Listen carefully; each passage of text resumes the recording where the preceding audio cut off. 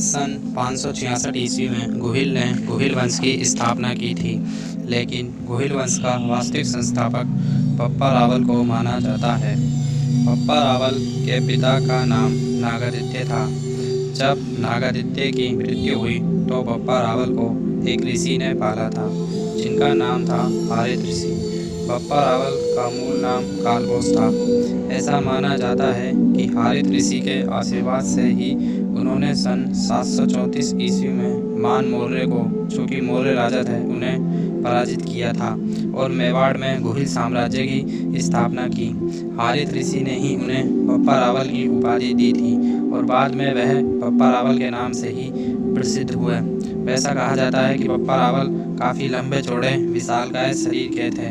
उनके 16 हाथ का दुपट्टा और 35 हाथ की धोती तथा 32 मन का उनके पास खड़ग था। पप्पा रावल एकलिंग महादेव के बहुत बड़े भक्त थे।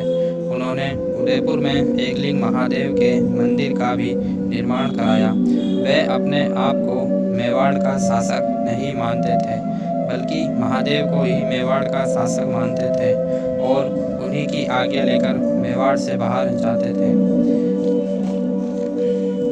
मेवाड़ में सबसे पहले सोने के सिक्के चलाने वाले शासक पप्पा रावल ही थे।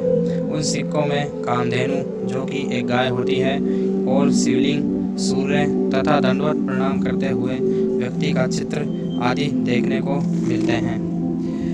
पप्पा रावल की विशेष प्रसिद्धि अरबों के साथ सफल युद्ध करने के कारण हुई।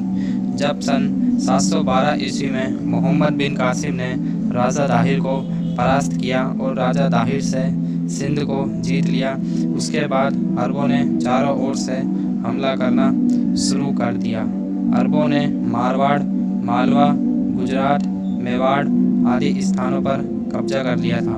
इन स्थानों को पप्पा रावल और नागभट्ट ने आज़ाद कराया था। नागभट्ट ने अरबों को पश्चिमी राजस्थान और मालवा से मार भगाया था और पप्पा रावल ने मेवाड़ और आसपास के क्षेत्रों से उन्हें मार भगाया था। पप्पा रावल यहीं नहीं रुके, उन्होंने अरबों को सिंध के पहाड़ तक खदेड़ा और काफ़ी अरबों को मौत के घाट उतारा। इसी कारण अरबों की स्थिति काफ़ी जर्जर हो गई थी।